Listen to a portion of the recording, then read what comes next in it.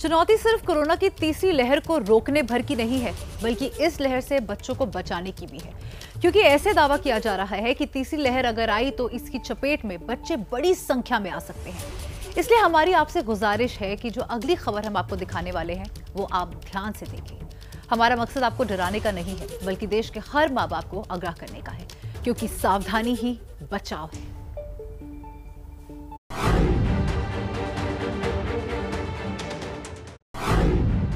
महामारी की तीसरी लहर बच्चों पर पड़ेगी भारी।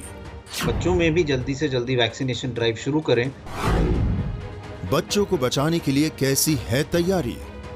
नए वेव्स आते हैं तो नए ग्रुप्स जो हैं, जो पहले जिनको इन्फेक्शन नहीं हुआ होता, वो ज़्यादा ससेप्टेबल हो जाते हैं। देश के भविष्य पर भारी पड़ेगी महामारी। सेफ्टी डेटा अगर क्लियरली आ जाए कि वैक्सीन जो है बच्चों में सेफ है और इफेक्टिव है, तो जल्दी से जल्दी वो बच्चों में भी यूजफुल हो जाएगी। ये सवाल देश के हर माँ बाप को अलर्ट करने वाले हैं, क्योंकि अब तक जो वायरस नौजवानों के लिए जानलेवा साबित हो रहा है, उसी संक्रमण का शिकार बच्चे भी बन सकते हैं। ऐसा दावा जानकारों का है। जैसे जैसे हम देखते हैं नई वेव्स आए, तो वो नए ग्रुप्स जो अभी भी ससेप्टेबल हैं, उनको अफेक्ट करती हैं। और इसलिए ज़रूरी है, क्योंकि अभी तक हमने जो यंगर एज ग्रुप है उनको बचा के रखा है। एक अगर हम ये कहें कि स्कूल्स बंद हैं, घर में ही हैं वो, तो एक तरह से वो एक ससेप्टेबल पॉपुलेशन है। नए वेव्स आते हैं तो नए ग्रुप्स जो हैं, जो पहले जिनको इन्फेक्शन नहीं हुआ होता, वो ज़्यादा ससेप्टेबल हो जाते हैं, क्योंकि वो अभी उनमें बॉडी में इम्यूनिटी नहीं है। तो जब वायरस फैलने की कोशिश करता है तो वो उन लोगों में ज़्यादा फैलता है जिनके अभी इम्यून सिस्टम में डिफेंस नहीं बना हुआ against this infection. Delhi AIIMS के डायरेक्टर रणदीप गुलेरिया ने जो अभी बताया, उसके मुताबिक वयस्कों के मुकाबले बच्चों में वायरस के खिलाफ प्रतिरोधक क्षमता विकसित नहीं हुई है। तीसरी लहर वाले वायरस का नया स्ट्रेन पहले से ज्यादा खतरनाक होगा। नया स्ट्रेन हर बार नए समूह को निशाना बनाता है, इसलिए भी बच्चों पर खतरा है। तो सावधान हो जाइए और बच्चों को सुरक्षित रखिए। एहतियात पहले से ज्यादा बरतें, क्योंकि जानकारों की इस आशंका के पीछे एक ठोस वजह है, जो कोरोना की पिछली 2 लहरों की स्टडी के बाद सामने आया है। पिछले साल जब देश में कोरोना की पहली लहर ने दस्तक दी थी, तब अधिकतर 50 साल की उम्र से ज्यादा लोग और सीनियर सिटीजन से संक्रमण का शिकार हुए थे। इस साल मार्च अप्रैल में जब दूसरी लहर आई तो उसने 31 से 50 साल की एज ग्रुप के लोगों को ज्यादा निशाना बनाया। और अब आशंका है कि तीसरी लहर में 6 से 12 साल के बच्चों को ज्यादा खतरा है। और यह खतरा इसलिए भी टेंशन देने वाला है, क्योंकि देश में अब तक ना वरिष्ठ नागरिकों और ना ही हेल्थ या फ्रंटलाइन वर्कर्स के टीकाकरण का काम पूरा हो सका है।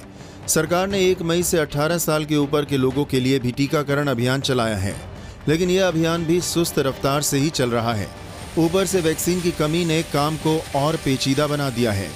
बच्चों के टीकाकरण की प्रक्रिया भी आसान नहीं है, क्योंकि उससे पहले ट्रायल की कसौटियों पर वैक्सीन का खरा उतरना जरूरी है। मैं भी यही उम्मीद करता हूं कि हमारे जो ऑलरेडी ट्रायल्स चल रहे हैं, और कुछ ट्रायल्स में सेफ्टी डेटा अगर क्लियरली आ जाए कि वैक्सीन जो है बच्चों में सेफ है और इफेक्टिव है, तो जल्दी से जल्दी वो बच्चों में भी यूजफुल हो जाएगी। दोनों जो वैक्सीन भारत में अवेलेबल हैं, वो ऑलरेडी इस पे स्टडी ट्रायल्स कर रहे हैं, तो होपफुली जल्दी ही ये इसको रेगुलेटरी अप्रूवल मिल जाएगा वैक्सीन को, कि हम बच्चों में भी लगा सकते हैं। कोविशील्ड और कोवैक्सीन को अप्रूवल मिलने के 2 हफ्तों के भीतर ही वैक्सीन लगाने का काम देश में शुरू हो गया था, और इस बार भी ये काम जल्दी शुरू करना होगा, क्योंकि कुछ अपुष्ट आंकड़ों के हिसाब से देखें तो वायरस की पहली लहर में 1 से 2% बच्चे ही कोरोना संक्रमित हुए थे। इस दूसरी लहर में यह आंकड़ा बढ़कर 10% तक हो गया है। ये ज़रूरी है कि हम जल्दी से जल्दी डेटा कलेक्ट करें कि ये जो वैक्सीन है ये बच्चों में भी सेफ है, और बच्चों में भी जल्दी से जल्दी वैक्सीनेशन ड्राइव शुरू करें, जिससे वो भी प्रोटेक्ट हो और उनको भी हम कवर कर पाएं।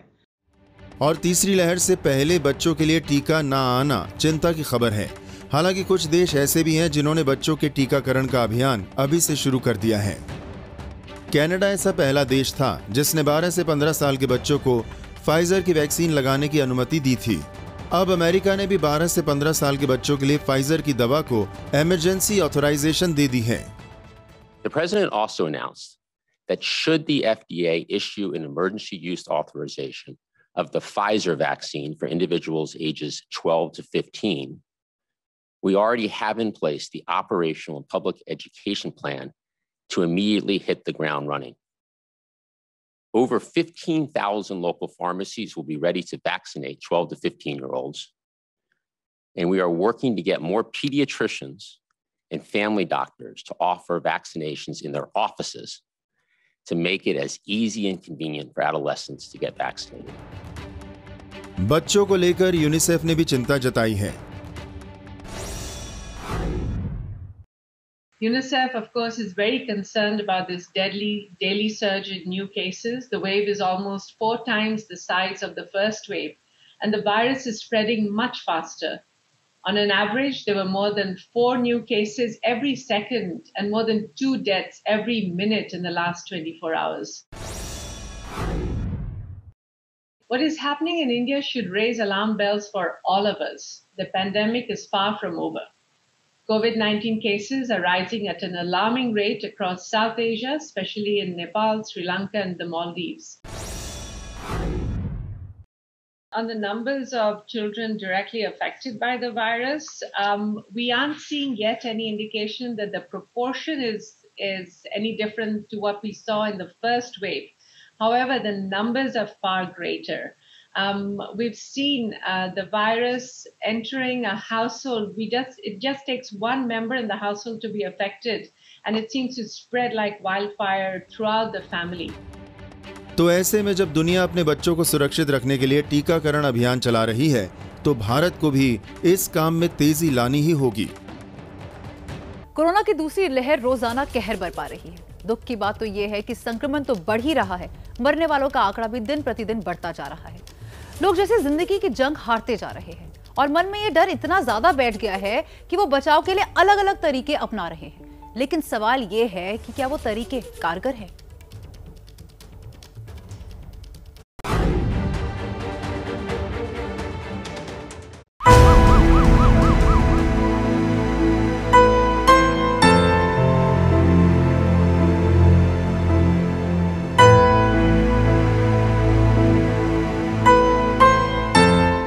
शमशान भरे हैं, अर्थियां उठ रही हैं,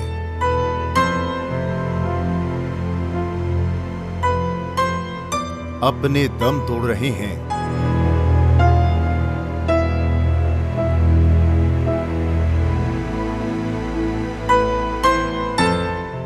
और लाचारी ऐसी है कि चाहकर भी जिंदगी बच नहीं रही, या फिर बचाने की कोशिशें नाकाम हो जा रही हैं। वैज्ञानिक दिन रात जुटे हैं, लेकिन वायरस की काट अब तक बनी नहीं।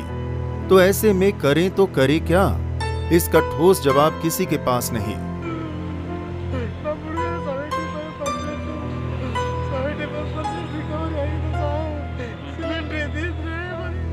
फिर भी नाउम्मीदी के बीच डॉक्टरों ने कुछ ऐसे तरीकों का प्रयोग किया जिससे जान को बचाने की उम्मीद जगी। इन्हीं में से एक है प्लाज्मा थेरेपी।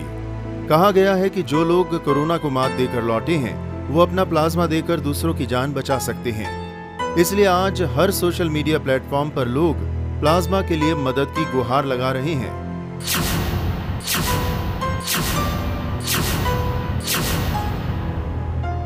लेकिन दिल्ली एम्स के डायरेक्टर रणदीप गुलेरिया की माने तो प्लाज्मा थेरेपी के आंकड़े भी ज्यादा उत्साहित करने वाले नहीं हैं। प्लाज्मा लगाने के लिए कुछ खास बातों का ध्यान रखना चाहिए, क्योंकि अगर हम डेटा देखें तो प्लाज्मा पे इतना स्ट्रॉन्ग डेटा नहीं है। पिछले साल हमने कई प्लाज्मा बैंक भी खोले थे, लेकिन आईसीएमआर की स्टडी ने भी ये दिखाया कि प्लाज्मा इतना इफेक्टिव नहीं है, कोई मोर्टेलिटी बेनिफिट नहीं था। हालांकि कुछ मामलों में प्लाज्मा थेरेपी से कुछ लोगों को फायदा भी हुआ है, लेकिन रणदीप गुलेरिया के मुताबिक इस थेरेपी में टाइमिंग बेहद अहम है। 2 चीजें बहुत जरूरी हैं, एक प्लाज्मा और एक है उसकी टाइमिंग। प्लाज्मा का ये मतलब कि कोई जो भी व्यक्ति रिकवर होता है कोविड-19 से, ये नहीं है कि उसका प्लाज्मा हम दे सकते हैं। प्लाज्मा की जांच करना बहुत जरूरी है कि उसमें अच्छे मात्रा में न्यूट्रलाइजिंग एंटीबॉडीज है या नहीं है, क्योंकि कई लोग जो रिकवर कर जाते हैं उनकी बॉडी में एंटीबॉडीज इतनी अच्छी मात्रा में नहीं बनती और उनका प्लाज्मा देने से कोई फायदा नहीं है। इसलिए अगर हम देखें तो प्लाज्मा की अच्छी तरह से जांच होनी चाहिए कि उसमें अच्छी एंटीबॉडीज हैं या नहीं है। दूसरा ये है कि प्लाज्मा जो है वो एंटीबॉडीज आपके शरीर में किसी पेशेंट में जाती हैं तो वो उसको इम्यूनिटी कुछ हद तक पैसिव इम्यूनिटी देती हैं, लेकिन वो इफेक्टिव शुरू वाली बीमारी के अर्ली स्टेज में ही रहती है। सो 5वें या 7वें दिन तक अगर हम प्लाज्मा दें तो अब उसको देने से फायदा है। कुछ स्टडीज ऐसी भी हुई थी जिन लोगों ने हॉलैंड में, नेदरलैंड्स में, जहाँ पे उन्होंने जब प्लाज्मा दिया तो जो पेशेंट था उसकी एंटीबॉडीज चेक की और ये देखा कि अगर 10 दिन के हो गए हैं तो प्लाज्मा देने का कोई फायदा नहीं है, क्योंकि जो पेशेंट था उसमें ऑलरेडी अच्छी एंटीबॉडीज बन चुकी थी। तो प्लाज्मा से जो हम एंटीबॉडीज दे रहे हैं उससे कोई फायदा नहीं होने वाला था।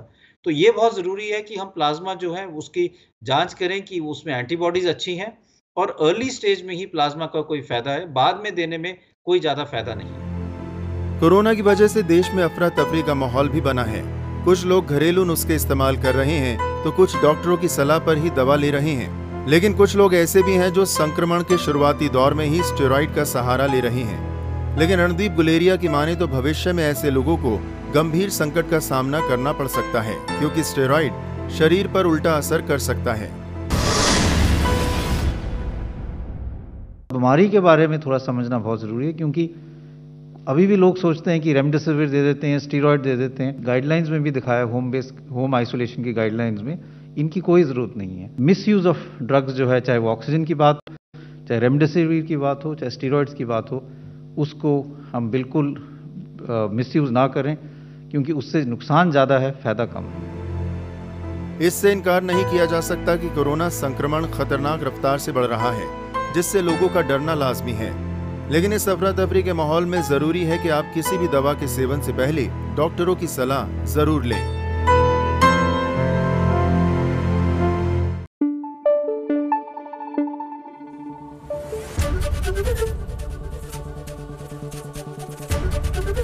एबीपी न्यूज आपको रखे आगे।